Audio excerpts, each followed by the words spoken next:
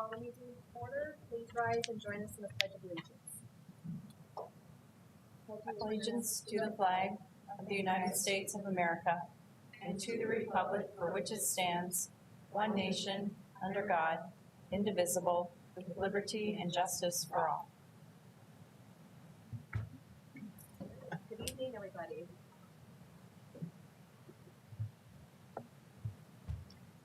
Can I get a motion and a second to approve the minutes of the meeting held on July 5th? So moved. Second. All those in favor signify by saying aye. Aye. Opposed, same sign. That motion passes. And we have one person wishing to address the board on a non-agenda item. Chad, come up. I'm going to read my statement. You get yourself ready. The board sets aside a portion of each meeting agenda to hear from community members on items of general interest or concern, as well as regular agenda items. Comments are limited to 5 minutes unless more than 3 people have signed up. Then the group is limited to 15 minutes total. And we'll let you know when you have 1 minute remaining so you can wrap up your comments. And 30 seconds. We've got a new handy dandy sign. If multiple people are attending to speak on one topic, we encourage you to coordinate your comments. When you're called to the podium, please identify yourself, your address, and the organization you represent for the record of the meeting. If you have any visual aids or handouts, please see a member of our communications team prior to the meeting. They will help you distribute information and approve any item to be shown for public viewing. The board does not take comments during this time on any personnel matters, and all meeting attendees are expected to treat others with respect and civility. The board will not respond to individual comments, and staff may be requested to follow up as needed following the meeting. Thank you for coming, and tonight we will welcome Chad as our first guest. Thank you. My name is Chad Bishop. I live at 7405 South Valencia Drive here in Sioux Falls. So I'm going to break my rule and not have something pre-written. But what prompted this is I saw Representative Linda Duba make a comment on the turnover in hiring with teachers and how discouraged teachers are with respect to the politicization of the classroom and difficulty that they're having in doing what they feel is necessary, and then also keeping parents happy. And so that's been the gist of a lot of the discussion in my request to have you levy your relationship with the Associated School Boards of South Dakota, and congratulations on your directorship there, Mr. Moran. And would like to see, and the gist of it is, there obviously is this political tension. There's this miscommunication or this failure to communicate between parents and board members and teachers and administrative staff. And so I saw that you did hire 200 teachers for the coming year. So that's a big task. I understand how tough that could be. And so as these teachers come in and, they're newly out of school, I sympathize. I've spent several hundred hours in the classroom in this district at All City Elementary as a parent there. And so love the teachers. I have some idea of what they go through day to day, and don't want to make their lives harder.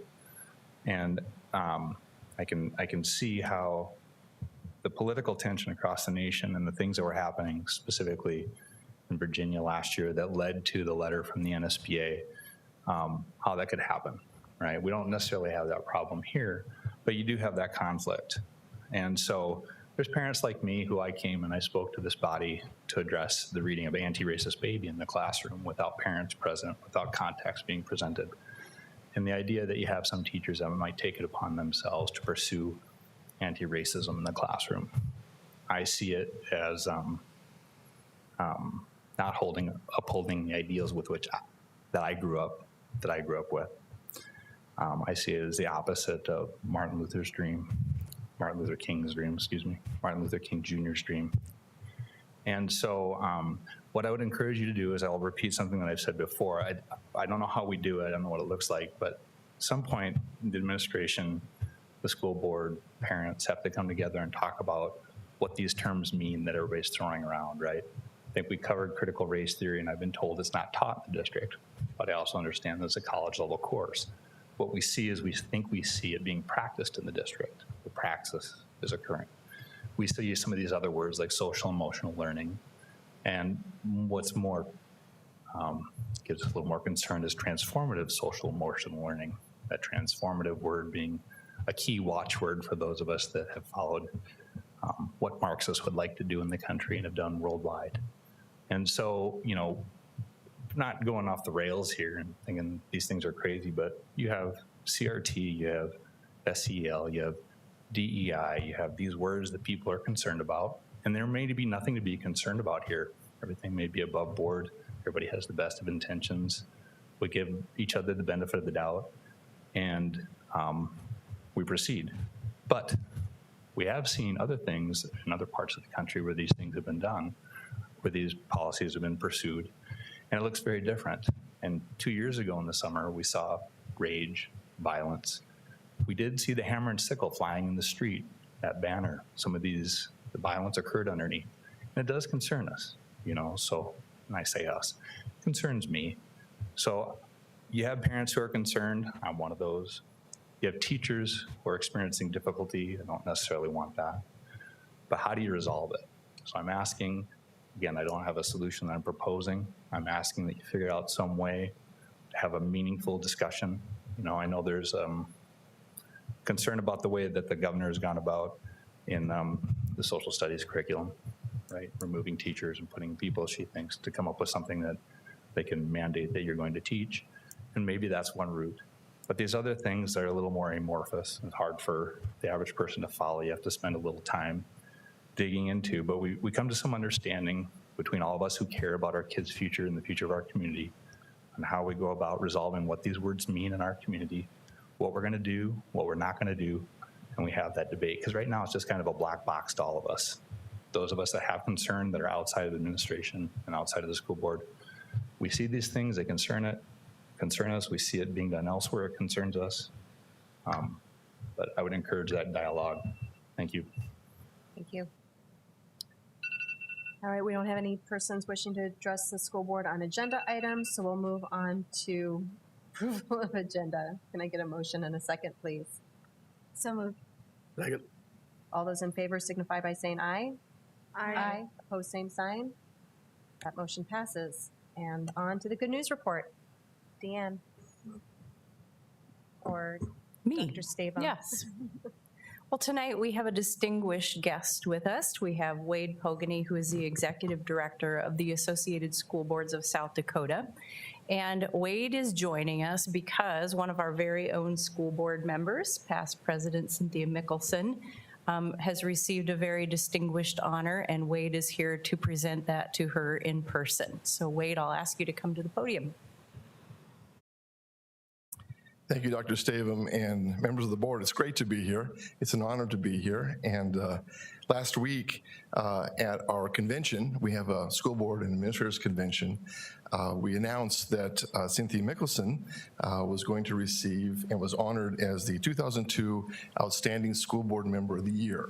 And so of all the 850 school board members that we have in our state, Cynthia was selected as the top person. And Cynthia, this award is you.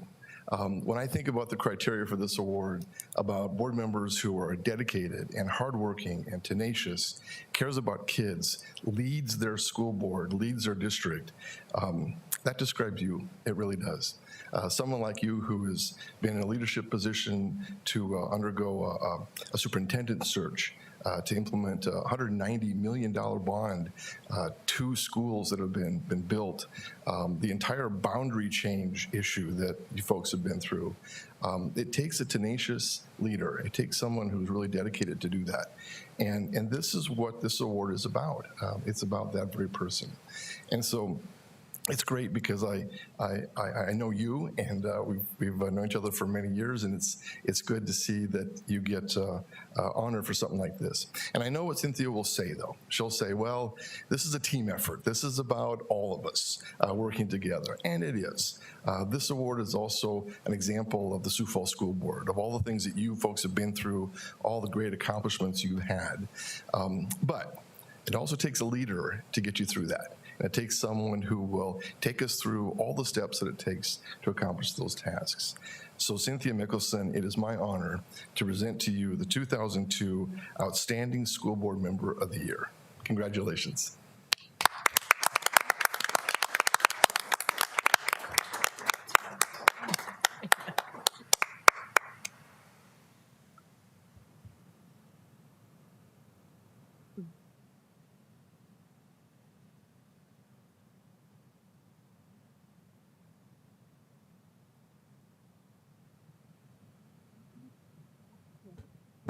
Thank you, Wade. Yes, please. I just want to thank, I think I was nominated by Dr. Saberman Kate, maybe, is what I've heard a few people. So thank you very much for the nomination. But as Wade said, all we have accomplished as a board has truly been all of our work. So I appreciate you recognizing me and nominating me, but thank you for being such great teammates and getting through all that we've accomplished, and we have a lot more to do. So Thank you for your leadership.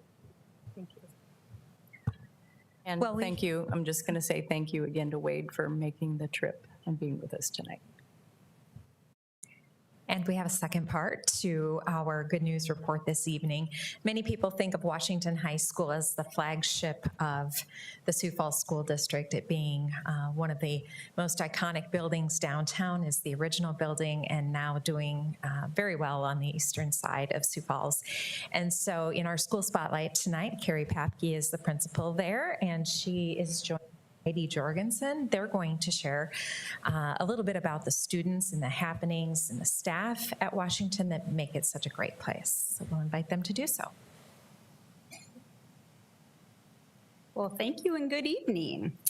We are excited to share some great things happening at Washington. As Deanne alluded to, Washington High School, the original Washington High School, was established in 1908 and was located downtown. It is now the Washington Pavilion. Current Washington High School is located in the northeastern portion of Sioux Falls and serves most of eastern Sioux Falls. If you know anything about Washington, you know that it is founded in a rich history of tradition and excellence. And speaking of tradition, one thing that we are very excited for this year, it is our 100-year anniversary of Orange Letter Days, which is Washington High School's homecoming.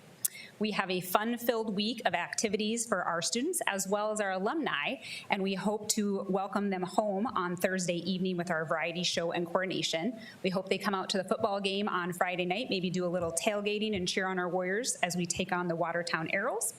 And then we're excited to be partnering with the Pavilion on Saturday morning, where we are going to offer an opportunity for alumni to gather, maybe have a little breakfast, and do a tour of Alumni Hall. We're also going to offer that same opportunity at the current Washington High School, as we have a lot of fun, exciting new additions going on to our building.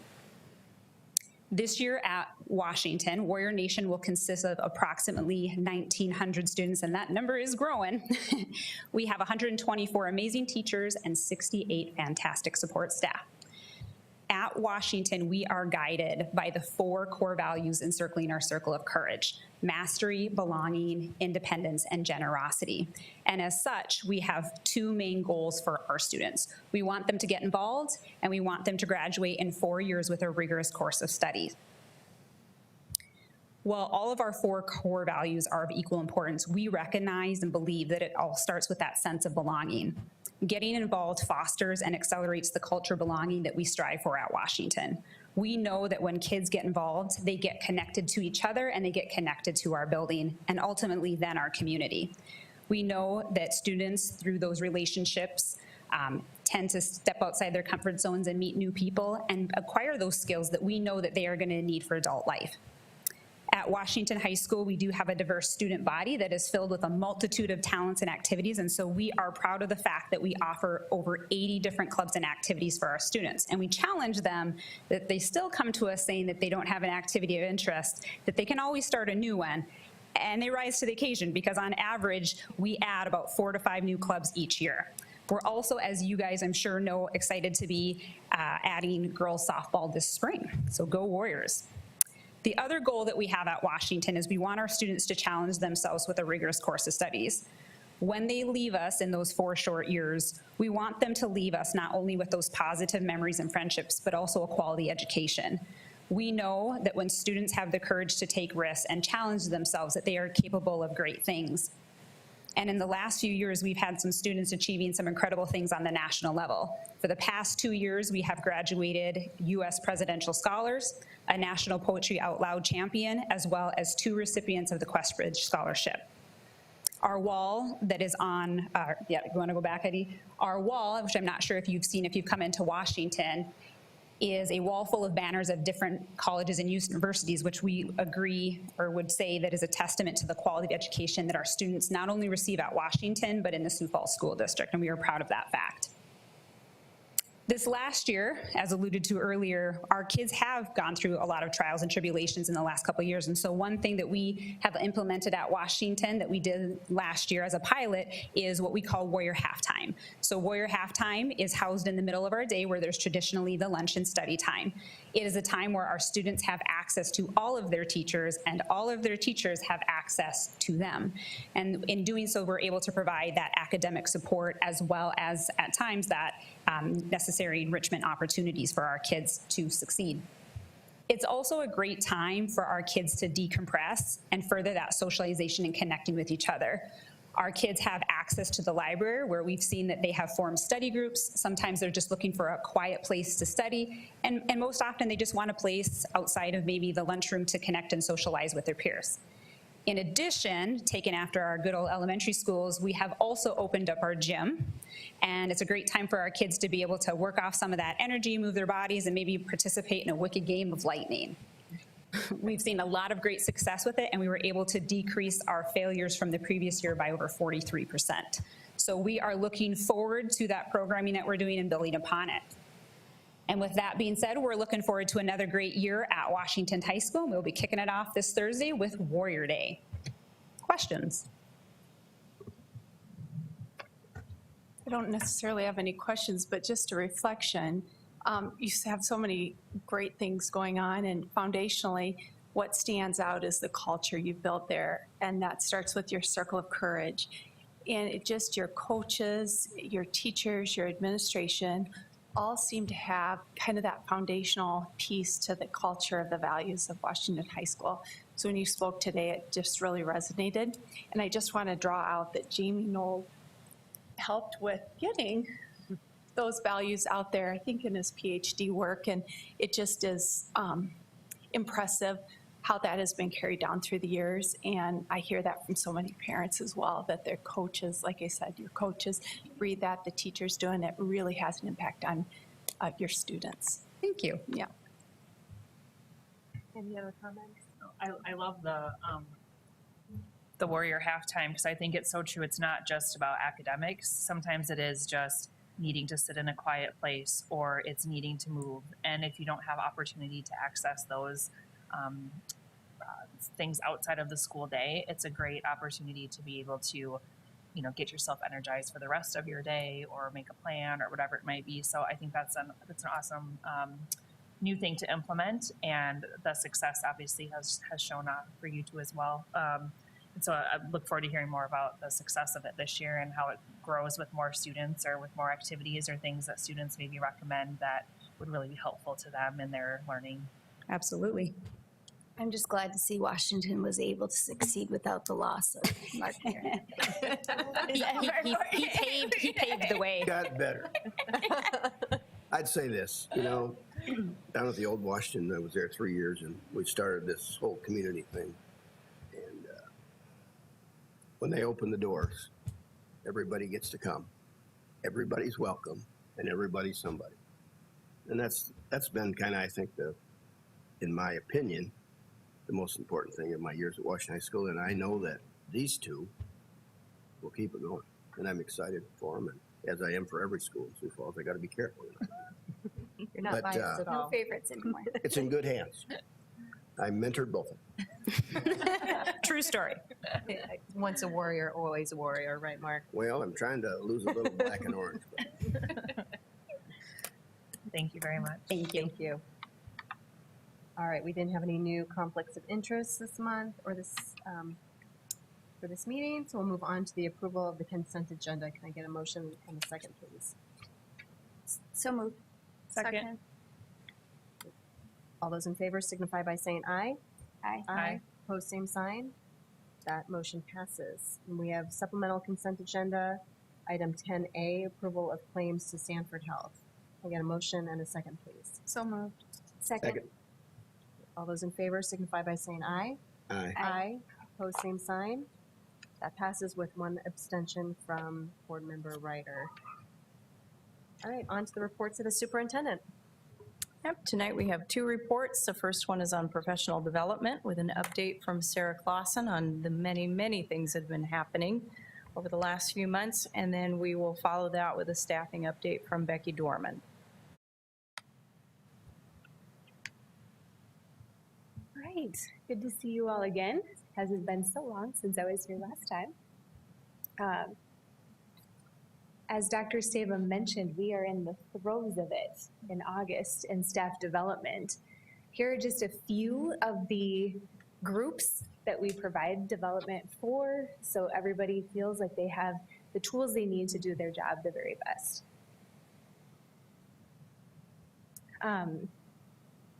Summer, my kids as coaches always tell me that off season is when they develop and get to be better athletes. And I really feel like summer is when our staff has a chance to be able to take advantage of different opportunities to hone their craft and just be really better.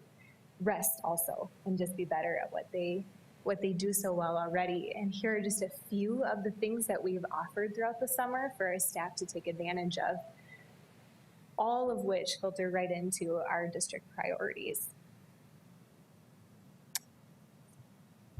This week, next week, this week we started with administrators, back to school focused training.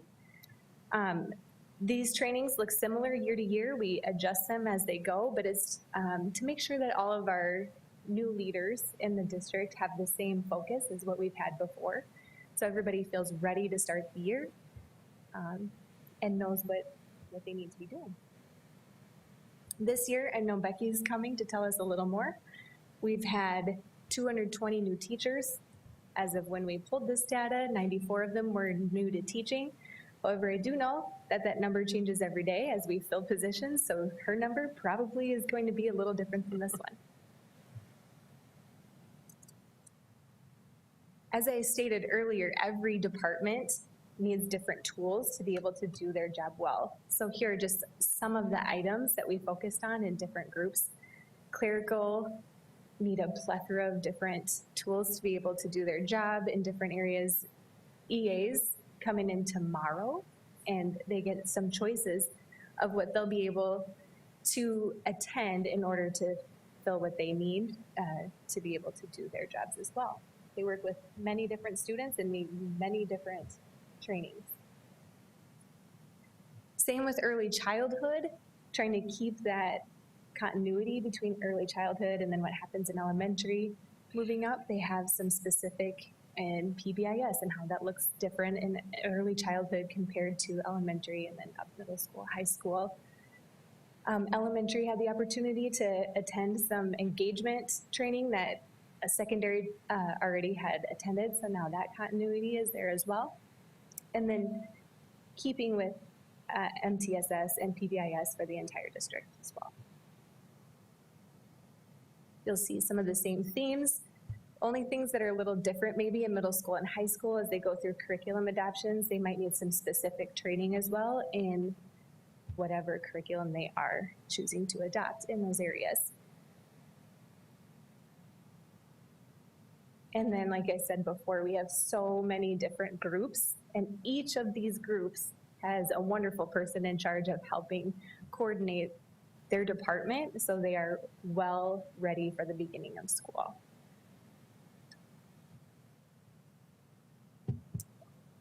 And then one I just had to throw in here because this one just happened last week. We hosted the Inspire Education Conference, formerly known as the Summer Symposium.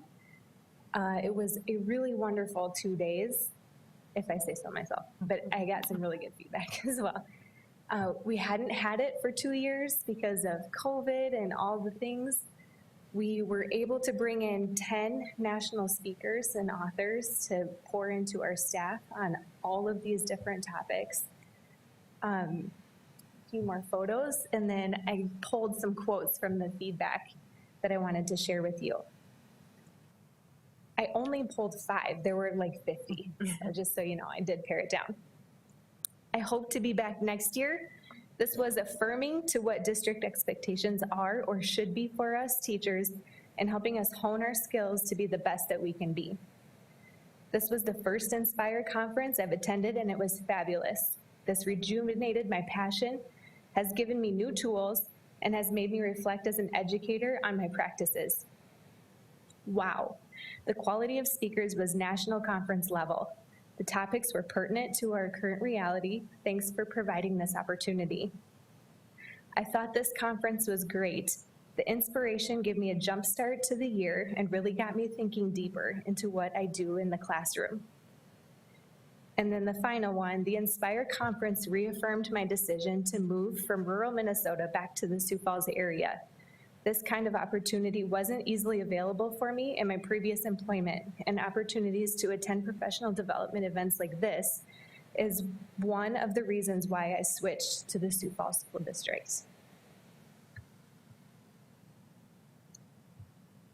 Any questions? Any questions? I just would like to recognize how much more specific type of trainings there are now that seemed that when I first joined the board, and that really listening to our staff and making those adjustments and making sure that each area has that training that they need or listening to them. So thank you for doing that and making the adoptions of those within the district. I think it will help. By those comments alone, it just sounds like people are feeling really engaged and listened to and ready to start the school. I agree that there's, like you mentioned, every role kind of has a certain skill set or a certain knowledge base that's needed. And so by being able to differentiate and really target those groups, it makes them feel like it's meaningful for them to be there and that the information is needed versus kind of a one size fits all. I know it's a lot more work and it's a lot more people to get involved in rooms to reserve and dates to, all that stuff. But I think the bang for your buck is definitely worth it, especially based on your feedback. But I think even just making sure that we, all those people who are serving our students and who are serving our parents when they come into the office or whatever it might be, we want them to be confident, we want them to be knowledgeable. And so these are the ways that we're going to get them to that skill level. So exciting to see the changes and the opportunities that they've had. Okay. Thank you. Thank you very much. All right, can I get a motion to approve the professional development update? So moved. Second. Any further discussion? All those in favor signify by saying aye. Aye. Pose same sign. That motion passes. And on to the staffing update. Becky.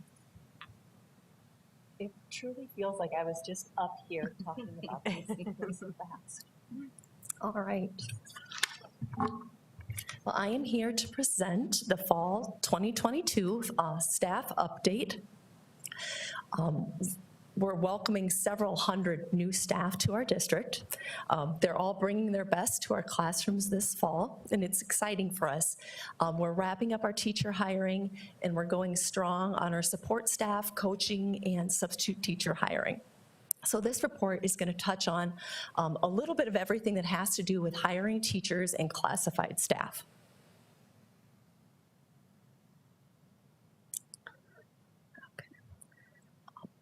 As of when I pulled the data last week, end of the week, we've hired 220 teachers. A little exciting tidbit is that 19 of those teachers were former teachers. They worked for us, left for a bit, and now they're back. So this is the first year that we've tracked that little piece of data, so we're going to continue to do that because that's kind of a fun thing to keep track of. The ironic thing is that we are one teacher ahead of last year, and I know that we are still hiring, and I have a feeling by the end of the day tomorrow, we'll see this number just a little bit higher.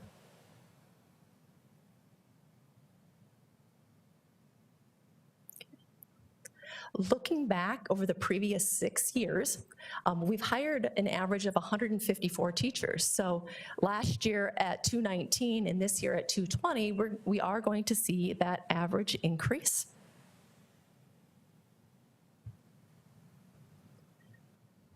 Just over 40% of the district's 220 new hires are new to the teaching profession.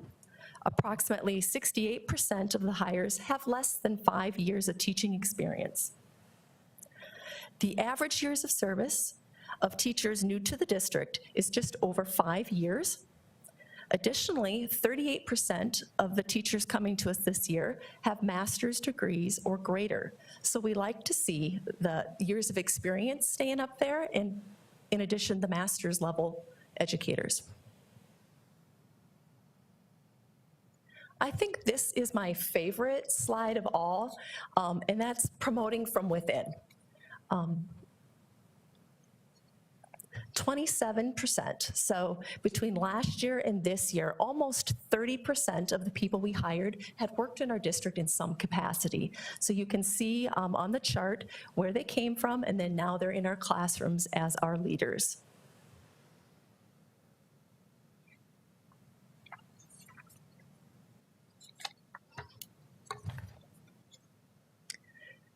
This year, we experienced just a slightly smaller or a slightly small decrease in the number of out-of-state educators that we employed. This year it was 28% versus 32%. And then the chart just shows where are these teachers coming from if they're not coming from South Dakota. Some new locations made the list, including the Philippines, Mozambique, Oman, and Sweden. So new places for us.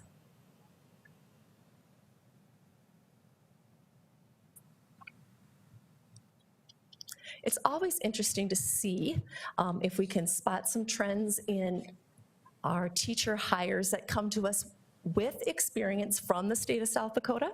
So I just did a quick rundown of where they came from, and this is the second year that we've closely tracked this data, so it's going to be interesting to see if we can see any trends. We did have a slight increase in hiring teachers from districts that are very close to us. So that'll be interesting to see if that increases or stays the same.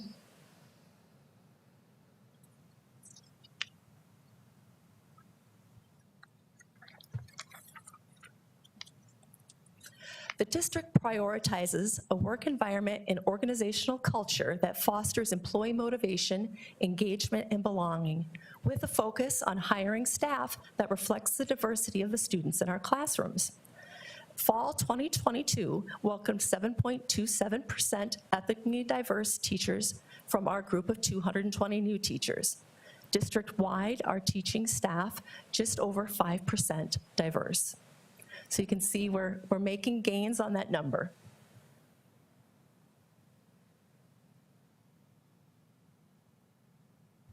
Mark, I believe this was the information you were looking for. As of today, we have 1 elementary opening, no middle school openings, 2 high school openings, and 5 special education. I'm particularly happy about the gains that we've made in the special education area. If you remember, I believe it was the end of May when we implemented some incentives. We were sitting at 25 openings. Within that time, as we were working to fill and get down to 5 openings, we did have 3 more come about. So we've really made some nice gains in our special education staffing with the incentives that were put in place.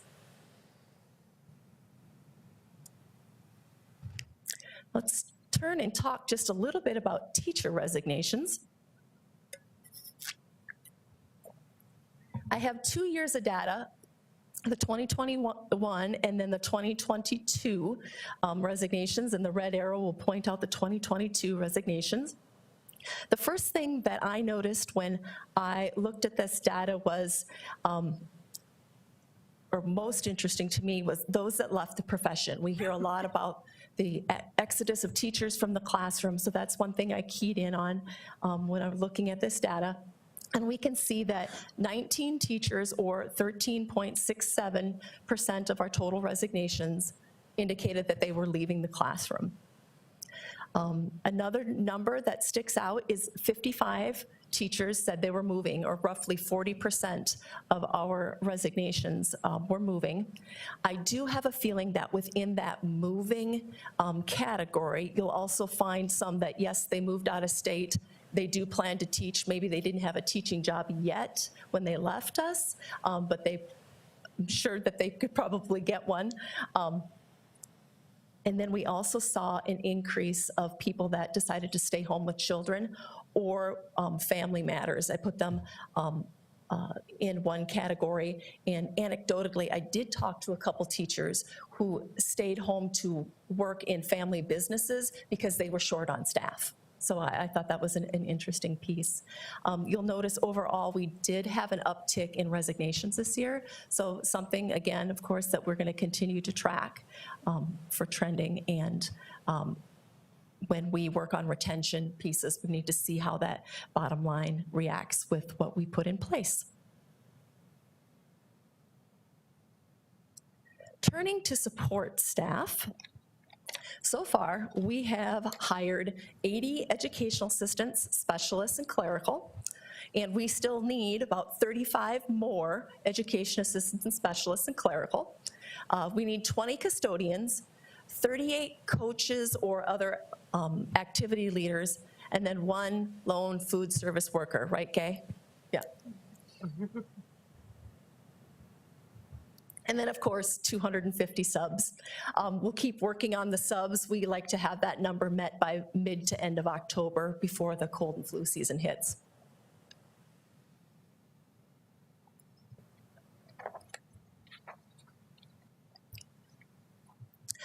Okay, recruitment. This is the work behind all those numbers. Having the rundown there, I put the recruitment and retention specialist at the top. We gained that position at the end of last summer, and that position has been a game changer for us. The way they are able to farm or cultivate applications, just because we have someone that's dedicated and able to do that, they've become the face, the name, and the friendly voice to the Sioux Falls School District when someone's looking for a job. So our recruitment retention specialist is Kate DePascal, and she is outstanding. We've also implemented new teacher surveys to help us, once we do an orientation, once they go through an application process, figure out what we need to change up or what are we doing that's good. We also, Dr. Boyson and I met with new teachers at the end of the year also to see what type of experience that they had, and it was overwhelmingly positive. So that was a great meeting. This year we started student-teacher events. We did Bagels with the Boss. I believe we did 4 meetings of Bagels with the Boss. They got to come in, of course, meet the superintendent. They got to meet some curriculum directors, and then also talk to instructional coaches about what it's like to be a new teacher in the Sioux Falls School District and the supports that you're going to receive when you start your career here in Sioux Falls. So that was a lot of fun. We also know that with student teachers, we have some potential for some real recruitment growth, and that's a goal that Dr. Boyson and I are going to work on this fall for student teachers. We did hiring bonuses for shortage areas, and hiring bonuses, I can say, have made a difference for us in those areas. Excuse me. We also did special education stipends. Special education was definitely a shortage area. Our teachers in special education all received a $2,000 stipend, and then we also did hiring bonuses. Toward the end of May, that hiring bonus was $5,000. And we also paid that to existing teachers who transferred into a special education position for us, and we had a number of folks that did that, so we were grateful. We're also fostering our Grow Your Own through our tuition assistance. So we are also gaining special education teachers by funding their tuition. And then we do the standard things that everybody has to do. We do the job fairs and the interview nights. And then when we know we've got some great student teachers, we offer those early contracts to make sure that they stick around with us. We have the adult paid internship process that Dr. Nolt created, and we typically do hire a teacher or two a year from that program, so that's been great for us. And then, of course, our teacher pathway program. You learned earlier this summer about our first teacher pathway graduate. She was an early graduate, so next year the first full cohort will be coming through the colleges, and so I'm excited to see how many of them come back to Sioux Falls. Everybody always wants to know how many teacher applications you had. This year we had 848. We know that 66% of those people live in South Dakota, and the average years of experience of our pool is 6 years. And here's a look at applications over time. I leapt for joy when I saw that we've rebounded since last year, because last year's downward trend was really concerning. So I'm glad it wasn't a trend and it was a one-off, we hope. And so we're back to status quo. You know, this helps. You noticed that our resignations were higher, helped having some more applications. So that helped neutralize that. We also noticed in our pool that we have a number of people that want to get into the field of teaching, and there is an avenue for that. The South Dakota Department of Education has an alternative certification program, and you will see that we have hired this year 23 teachers under alternative certification. These individuals come to us with a bachelor's degree in an area other than education. They teach for us while they complete 15 credits and take their praxis exams. They have 3 years to complete the requirements, and then they are issued a professional license.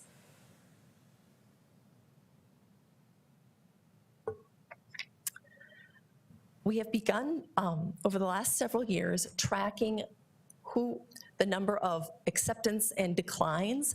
It is a principal has a lot invested by the time they recommend somebody for hire. So when you get the no, it can be pretty crushing. So we're very happy to see that our acceptance rate this year has increased to 85% acceptance rate of the jobs that we offer.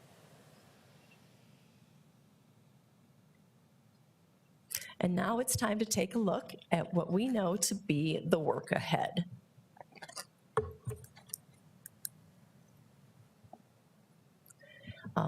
As I had mentioned before, teacher turnover is certainly something that we are going to continue to monitor. We know that across all industries, turnover is a concern, and of course it's here in education. This year we were fortunate that our applicant numbers came in enough to support the, don't start over.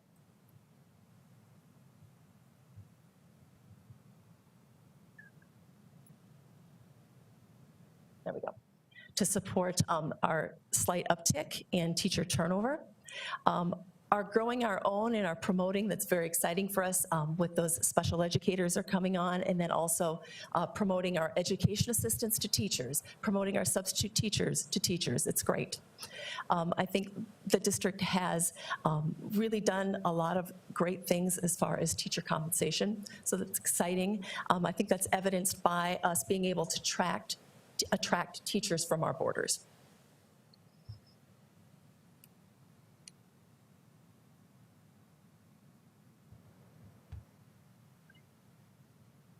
All of our work, of course, is outlined in our district priorities, and we're going to continue to do that work that we need to do in innovative recruitment. I don't know if anybody received the postcard at home today or this weekend, but I tell you, when I came in, first thing I did when I got back from our administrators meeting this morning, I said, "Did you get any calls today about postcards?" And they all looked at me like, yes. So I'm like, that was a success. So yes, we did get calls. It was immediate feedback, so that's great.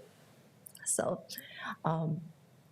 and then also in all of this process, we just continue to seek the feedback of others to how we can be more innovative, how we can be more accommodating, and how we can attract more applicants and retain them.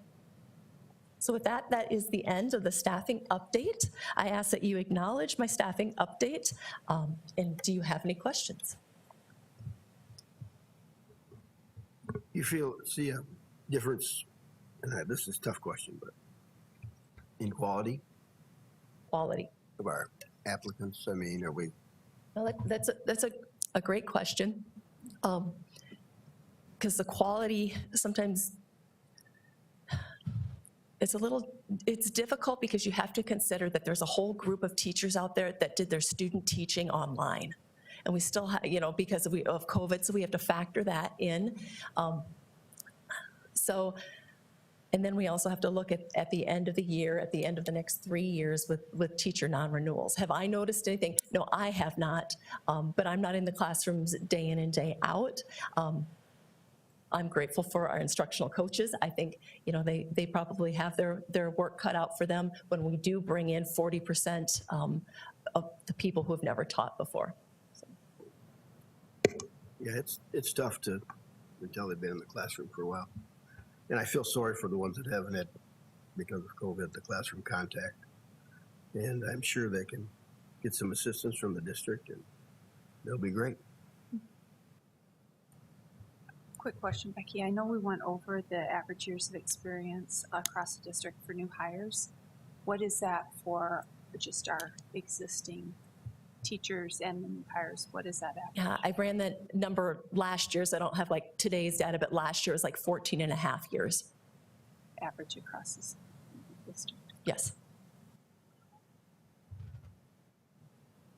So the nice thing about that is that even if we have teachers who are coming in with maybe either less experience or a different experience, the bonus is that the rest of our team has around 14 years of experience, and nobody wants to see their peer not be successful, And so we have great, whether it's the professional learning communities or other professional development, our instructional coaches, people like that who are ready and available to make sure that the people that we hire are going to be great in our classrooms. And will some need more help than others? Yes, but you could get that from a veteran teacher too. It's no different than that. So I think, I work in the medical field, and we've seen the same thing where you have residents who didn't get the same experience as they would have because of COVID, because they were like, hey, you're a doctor, almost. Here you go. You're going to do this now. You know what I mean? It's the same concept. And so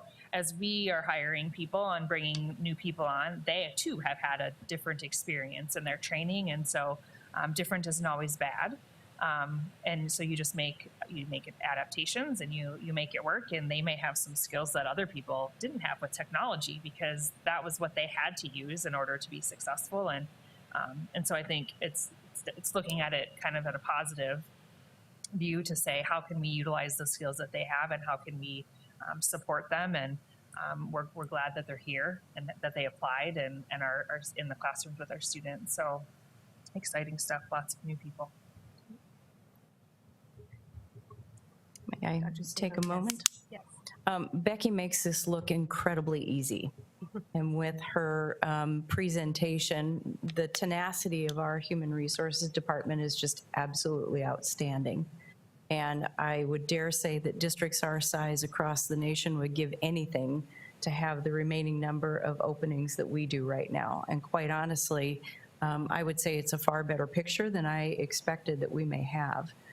I also think we all have to be mindful that this is a challenge that's going to be around for a while. And as I said earlier today, every interaction is an opportunity to talk about what happens in this school district, and the way that education is valued in this community is what still is bringing great people to hire, to work in Sioux Falls School District. The number one most important thing for a great education for a student is a quality teacher in the front of the classroom every single day. And so we appreciate the work that you've done, and as effortless as she makes this look, this is an intense summer of working, the onboarding that they're doing, the recruitment strategies, the cultivating of those student teachers. I can't say enough. When we saw rooms full of our student teachers coming in to be together, and they have that cohort with each other, as well as hearing from all of the people that make our school district look attractive, that pays off when we're here in August now with this few number of openings. So thank you, Becky. And it will be interesting to see the trend everywhere when there are hundreds of openings in many districts right now, but we are very, very fortunate. Thank you. Thank you, Becky. All right, so no other comments. Can I get a motion, a second, to approve the staffing update, please? So moved. Second. All those in favor signify by saying aye. Aye. Aye. Opposed, same sign. That motion passes. And on to the review, revision of the Sioux Falls School District policies, regulations. Brett? Thanks. This evening, we have 3 policies and their regulations up for review revise. These policies were previously reviewed by the Policy Review Committee and are now up for their approval. Policy EFD, this is for the pricing and payment of food service.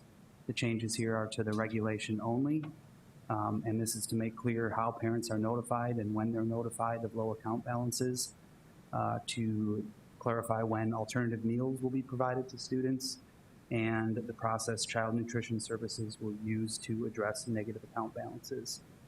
The second policy is JLCD, and the changes here are to allow for the storage and use of opioid antagonists by school nurses and in accordance with the program for schools by the State Department of Health.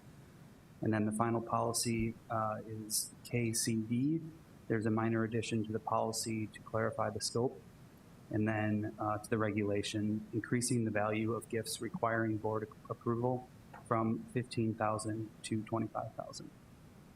And with that, I'd ask for you to approve the review revision of the 3 policies and their regulations. Any questions or comments for Brett?